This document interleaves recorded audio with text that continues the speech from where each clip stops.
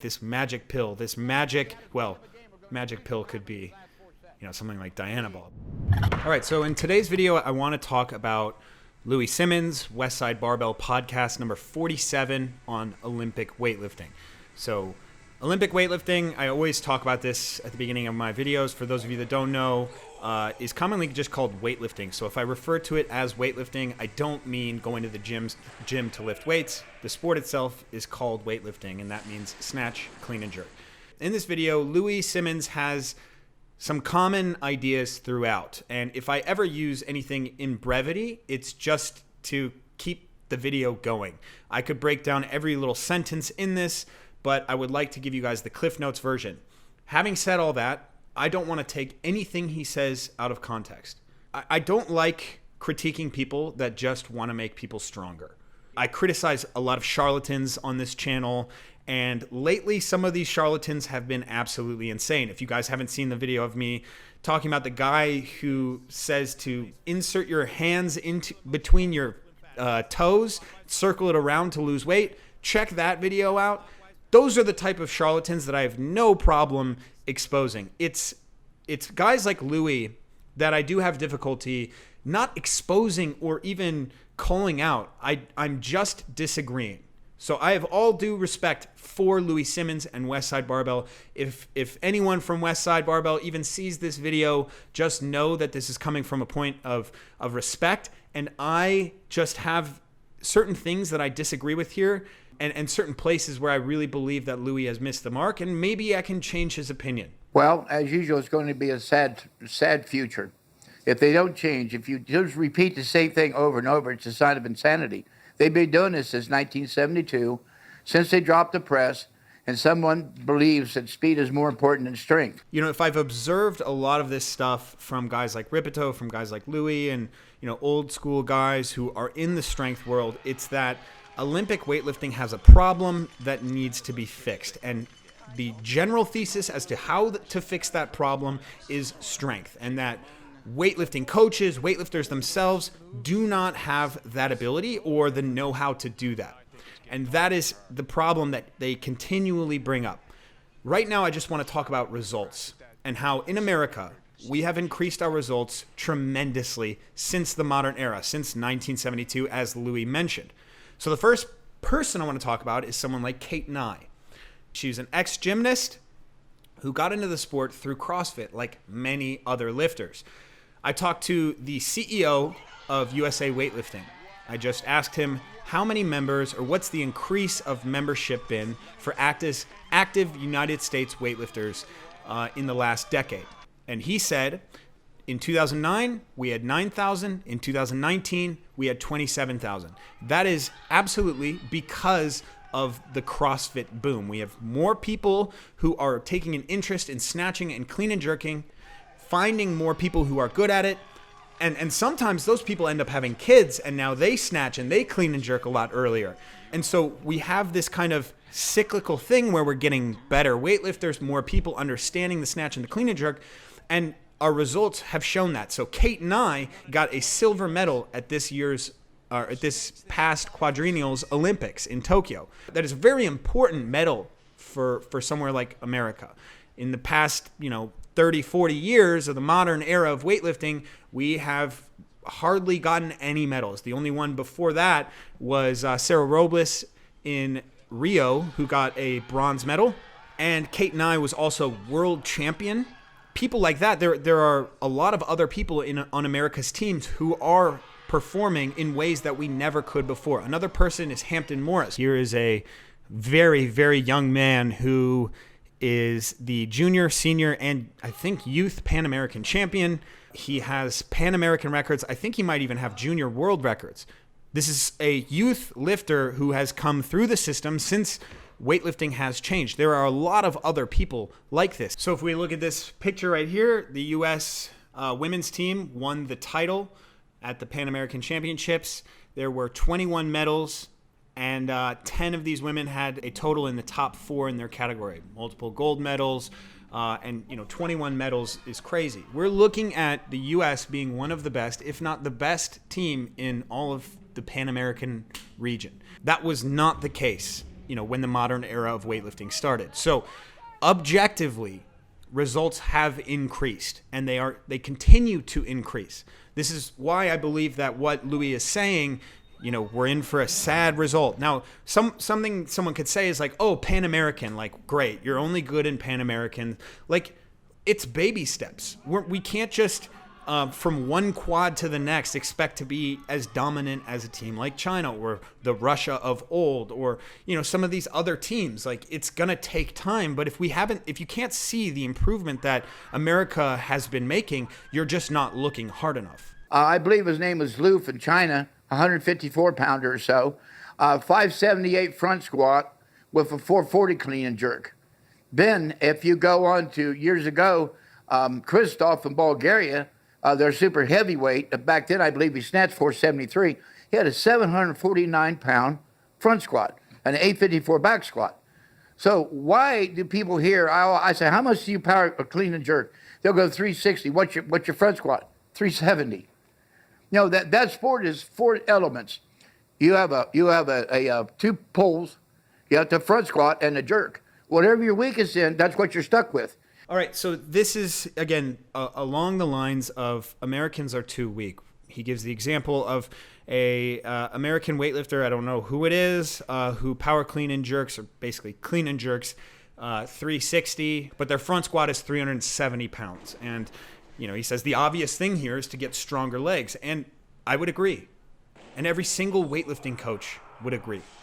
See, this is the thing that bothers me about this assumption that Louie makes, that Coach Ripito makes. It's that weightlifting coaches don't focus on strength. And I don't know how they got that. I don't know where they got that from. But I've never met one coach. And I'm about to go to the American Open Finals this weekend, where the best coaches in the country will all be. And I will ask them, do you guys work on strengthening your athletes, getting them a stronger back squat, a stronger front squat, a stronger pull, a stronger, stronger traps to maybe finish your pull, stronger press? Do you focus on that? And I can guarantee you every single one of them will say yes.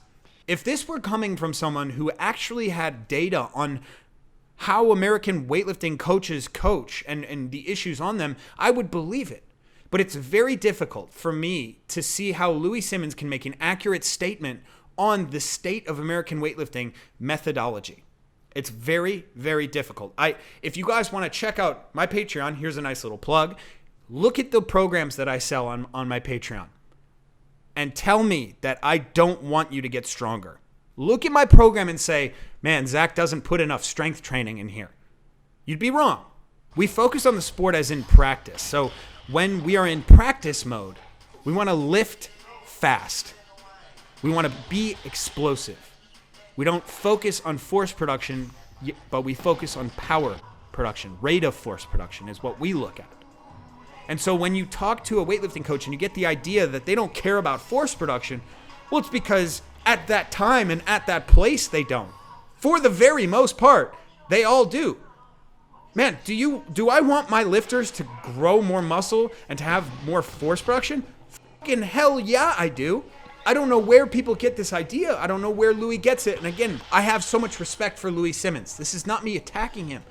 It's just so misplaced. I don't know where it comes from. You just can't be borderline on everything and expect to get new clean jerk records. It's not going to happen until you push up the squat. That's more of what he was saying. You need to have reserve leg strength so that you can lift more weight. Again, something that every weightlifting coach tries to accomplish. Every single one. He can go and ask weightlifting coaches if they do that. Or he can go observe them. Maybe, I don't know how else to defend that other than that's just not true. And if you think that we're not doing it correctly, do it correctly yourself. I hate to say something like that. I hate it because it's like, oh, well, prove it if you haven't done it, because I do believe that there are good ideas from people who haven't proved their idea.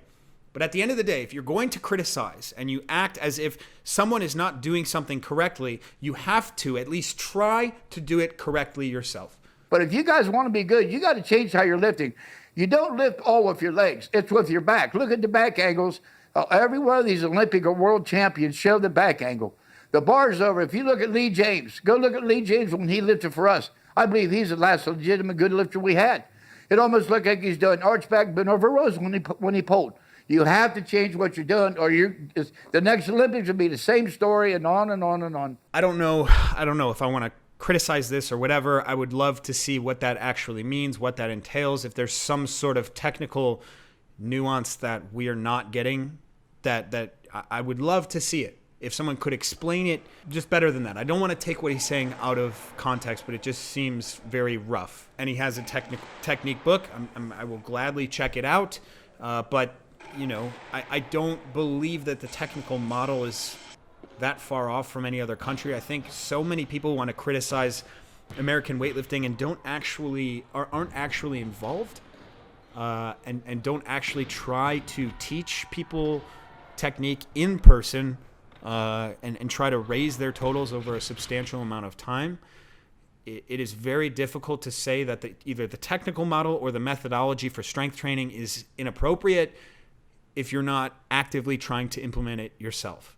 And again, he references back to, you're going to have the same story at the next Olympics and the next Olympics. I would hope we have the same story. We had 8 lifters.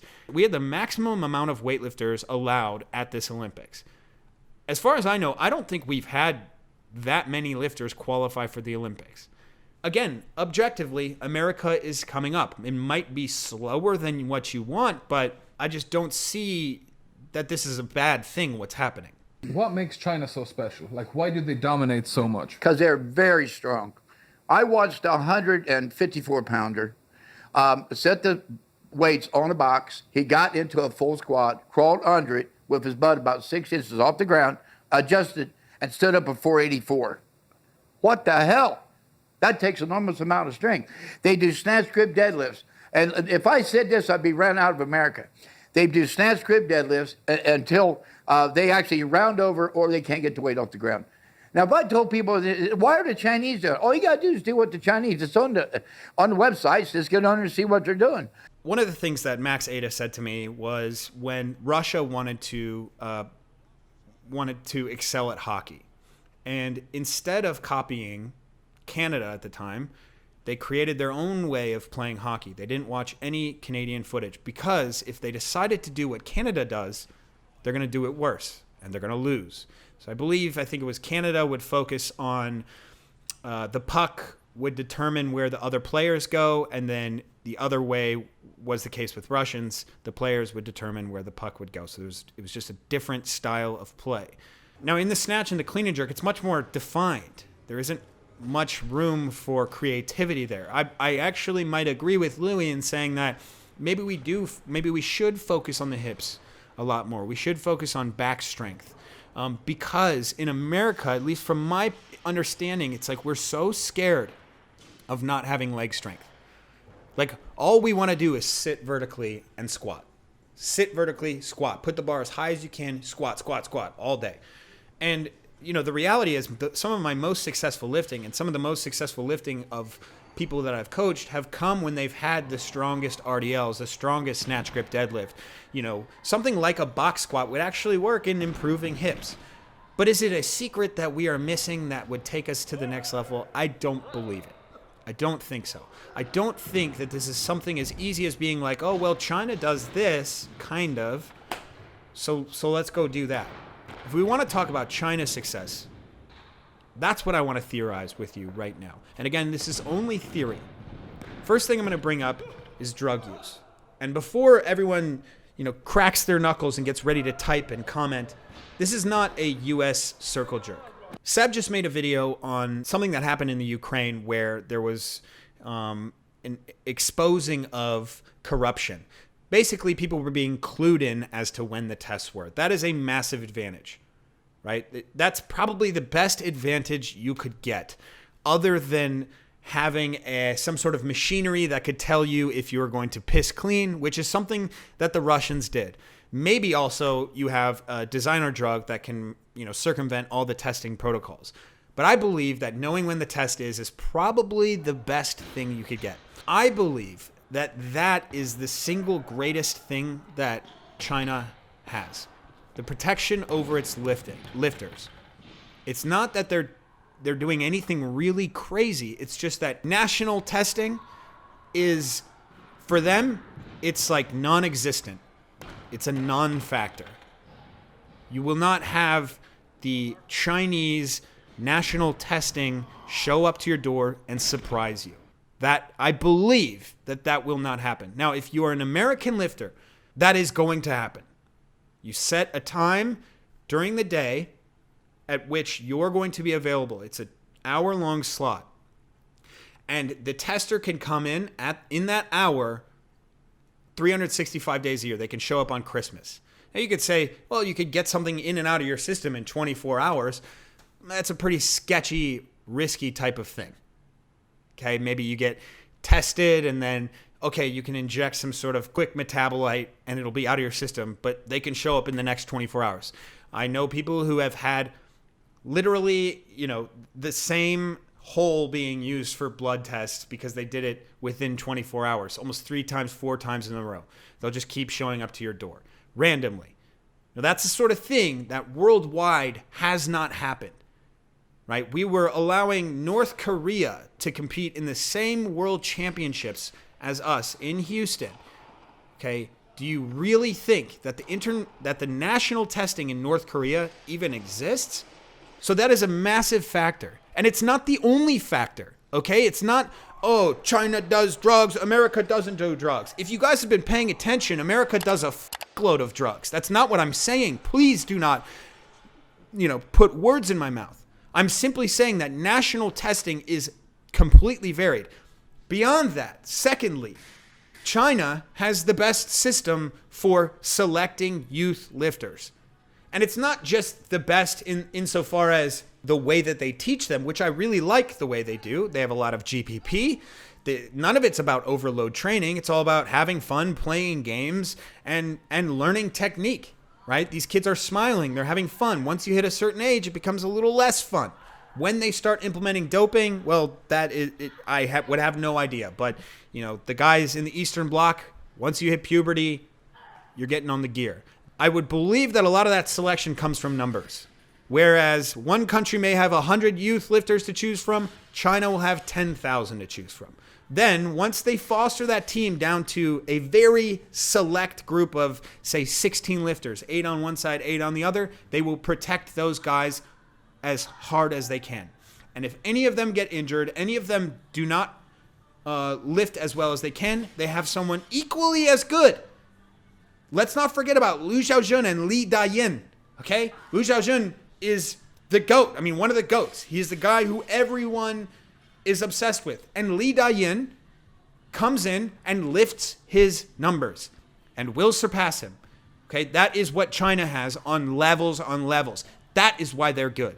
It's not just some secret thing that they're doing that we're not doing. We know what is happening. We understand that. That's it. That's the most important thing. You don't do any eccentric work. If you would, like again, Tom, what's this freaking book cost?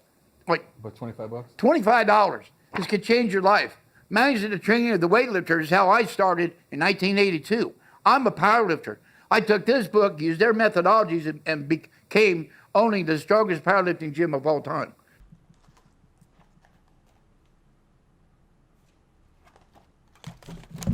I believe he's talking about that book, and yeah, I've based a lot of my programming off of it. I don't know, Louie. Well, I Olympic lifted until after I graduated from high school. I immediately was drafted into the Army. So 2 weeks before I went in October of 1966, I went to a power meet. And I went to that power meet, and I saw 4 would-be IPF world champions. And I said, I've never seen people built like this. I immediately switched sports at that point. But and I have no reason to lie about this. I had a 670 deadlift at 180. I had the biggest toe in the world during 1973. 20 more than won the worlds. 1655. I had a 665 squat, no gear. And a 670 deadlift with no gear, no Olympic belts, no reps, no nothing. All right. I power clean a bar that did not revolve 320. I used the Olympic lifts to help my pulse. All right. And so you got to be immensely strong because I power clean 320 or 180 with a bar didn't revolve.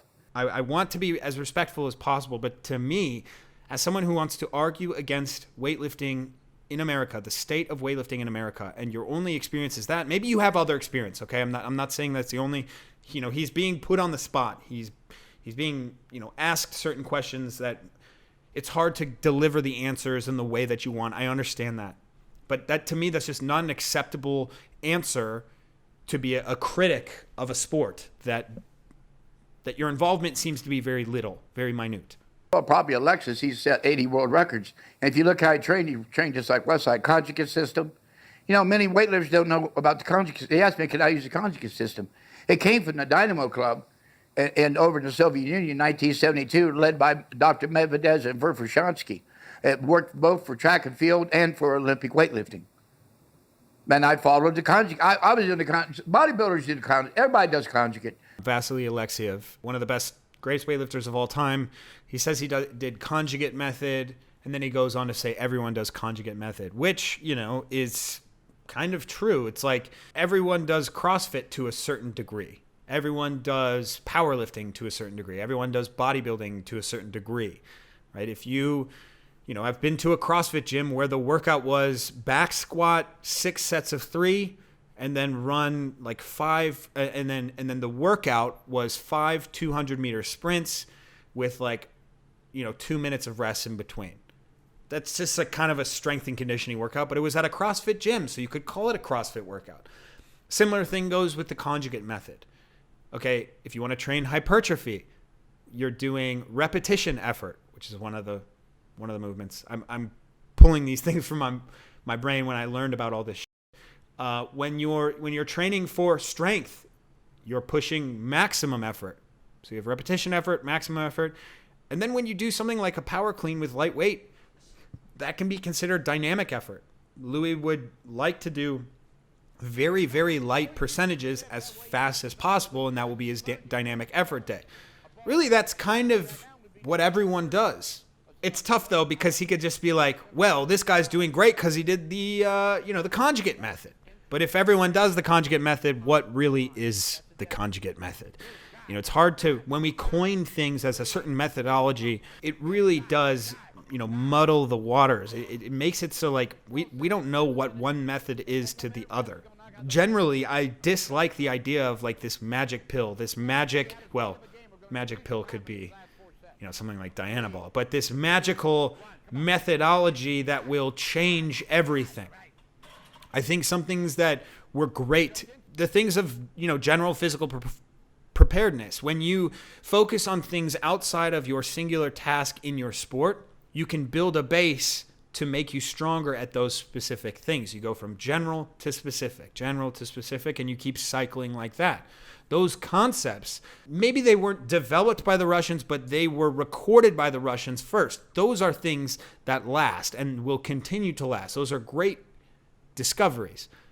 But I'm pretty sure that's what most coaches are doing right now in American weightlifting, in a lot of different sports. Yes, there are asshole coaches doing the wrong thing in every sport and every occasion, but let's move on. We don't have model weightlifters. I got guys coming, they lift 181, they're 5'10". You gotta be 5'1", 5'2". Let's get with the ball game here. I'm not, I love basketball, but not in the NBA. I'm 5'5".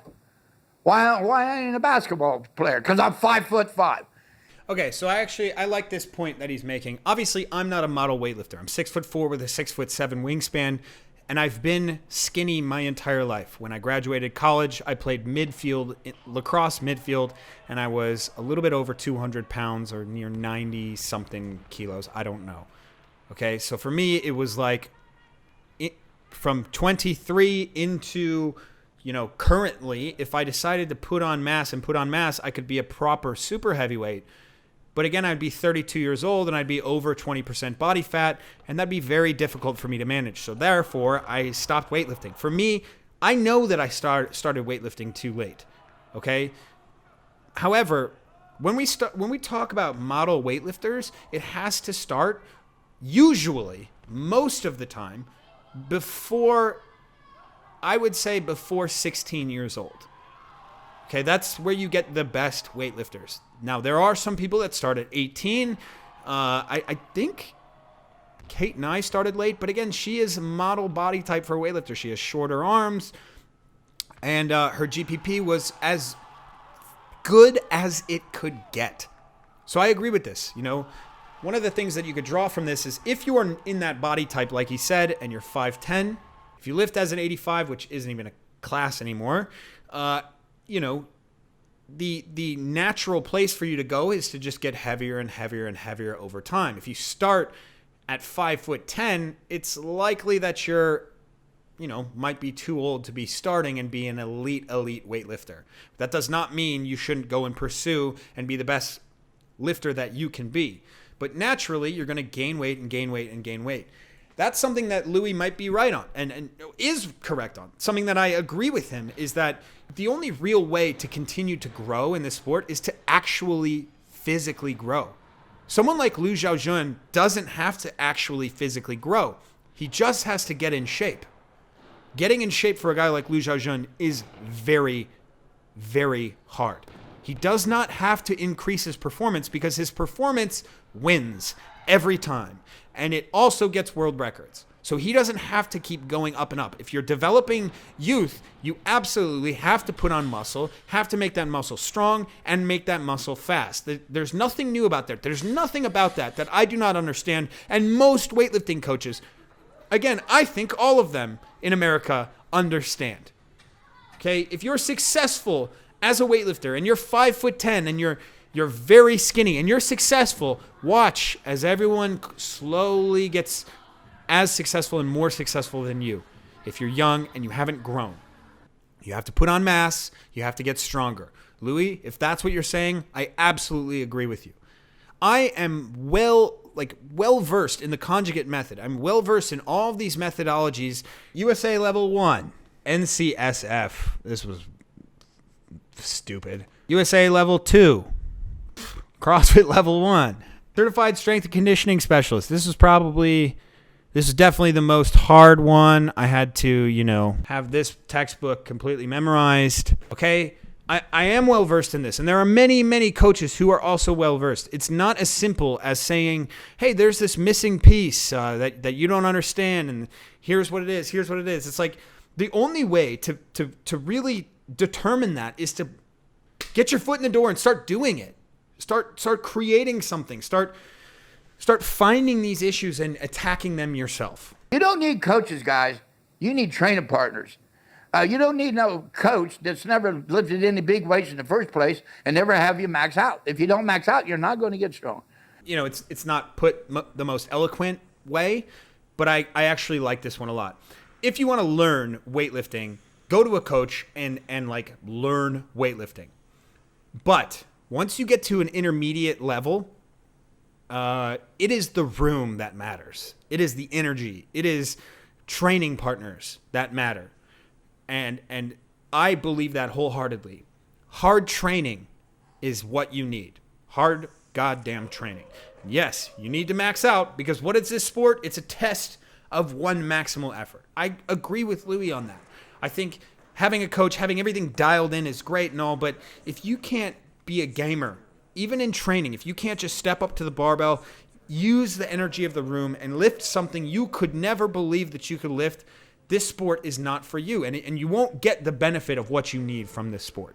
So the squat under is very important. If you use bands, you got to dive on that bar quick. And then as you stand up, see, there's no perfect weight in the bottom or the top. If you used only bands, because the shrinkage would be too light in the bottom, maybe too heavy in the top. If you use only weights, the weights would be too heavy in the bottom, you never get up. See, so you need to use a combination of methods of training, bands with the weights. So again, he kind of goes off into all these tangents. I don't want to really argue against the use of bands and chains, for squatting and things like that. But if we really look at the Chinese as the model, as he says, and even the Russians, they don't use bands. They don't use chains. So that's kind of like an argument against himself. Like they don't. I can unequivocally say that they don't. I don't know if I could verify these, instances of him coaching people and getting them, new PRs. But again, I would say that means nothing. I've literally gotten hundreds of athletes PRs, either in the room with them coaching or remote or even on the competition platform. And getting someone a PR, I don't know if that's always the quantifiable way to see how good of a coach you are or how good and understanding you are. Like, you can be a presence to motivate someone, just being there motivating someone, something that they've never had before. If they lift in their garage and they have something, they come to you. It doesn't really matter what the methodology is. They now have this workman's mentality, because you're watching them and they're lifting kind of for you at that point. And that is an incredible motivator. But I would say, like, maybe those are valid ways to prove that he knows what he's talking about. But the most valid way is to get them on a competition platform and have them win. If you wanted to grow your club in America, it is easy, but it takes a long time. I mean, there's so many kids running around with nothing to do that parents would love to drop them off at your gym. You teach them weightlifting, you have them have fun, they come in, whatever.